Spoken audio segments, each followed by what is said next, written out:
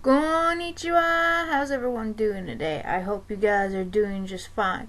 Just wanted to give a little quick review on the very hit anime series Death Note. Only I won't be talking about the anime series, I will be talking about the movie, the live action hit film, Death Note. This is part 1, by the way. This is one of the coolest, movie adaptations or anime adaptations anyone can ever know. And here we are, the case of the hit showdown. Light and L. Oh yes. This is really cool. I really love the animation of Ryuk.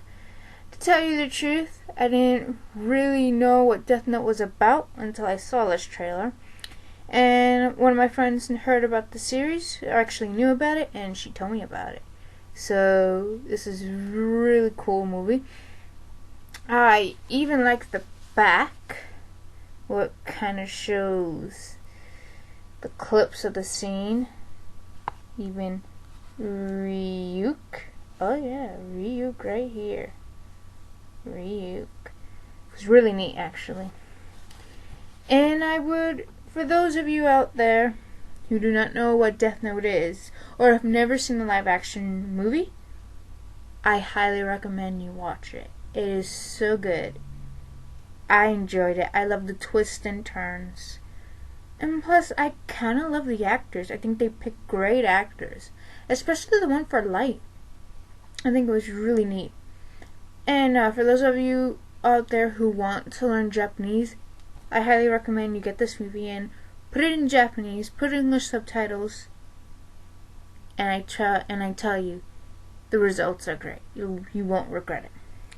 What I really like about this movie is that it's almost like the anime, only more darker, and yes, at times it is confusing, but it's less confusing. And I really like it, especially the ending. I just love the way it continues on at the ending. You know, that little stare down between between Light and L. I thought it was really neat. I thought it was cool. So, this is Death Note. And I even have Death Note, the last name. Oh, yeah. I really like this one. This is really neat. This sequel was very cool. Light is now part of the Kira case, and he has to find ways to outdo the great detective L. You're also Misa has her own little Death Note. As you can see, she's holding it in her little arms. Oh yeah, holding it there. You also see a Shinigami right there. Right there. You get to see Rem, and you even see Ryuk's obsession for apples grow even more. I thought it was pretty neat. And also there was a second Kira. Ooh, second Kira. I wonder, who could it be? Anyways, this movie is really cool. I kinda loved the ending, but at the same time I found it very confusing. Especially the part where Rem dies. When Rem dies because he fell in love with a human, and I think he writes his own name in the Death Note. Which I'm not really sure because the Death Note kinda breaks. So, my question is, if the Death Note was taken away from Light and Light dies, then what happens to Ryuk? Because the reason why I ask this is because in L Save the World, which is a spin-off of Death Note, L burns the Death Note in his last days on Earth. And if he burnt the Death Note, doesn't that affect Ryuk? Or can Ryuk get a new Death Note and still be alive? I don't know. But this is a good movie, a great installment. Especially the part where Light's plan comes together. But then he's outdone by L. And at the very ending, it's kind of sad, but at the same time understandable. Because you do see light's darkness come out.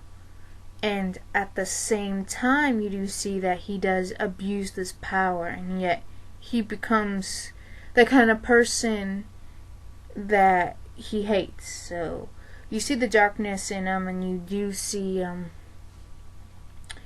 lot of progression in his character. So, I think it's great. Very good acting. The story's great.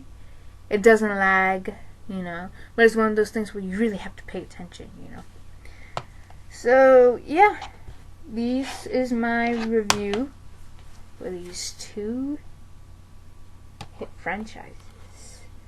Oh yeah, very neat, very cool. So yeah, for those of you who haven't seen it, I suggest you go see it, whether it's on the internet, or whether you rent it, or whether you borrow it from a friend. I don't care how you do it, just go and watch it. You won't regret it. It's one of those movies where you gotta watch it. I mean, in the world of Japanese anime, you are just pulled into a world where you don't understand, but you want to be a part of it. So, and also, it gives you a choice whether you want to go there and just journey with the characters, or you can easily not watch it and watch another movie that may interest you. This is all just for, just simple review. Watch it. You won't regret it. If not, who knows? Maybe Fullmetal Alchemist will interest you. There's also a movie called The Sacred Star of Milos, which is the new Fullmetal Alchemist movie that is coming out in January of next year. So there's a trailer out of it. Go check it out. I don't know much about it. All I know is that they find someone that does early alchemy and it predates them. So anyways, this is my review. Check it out.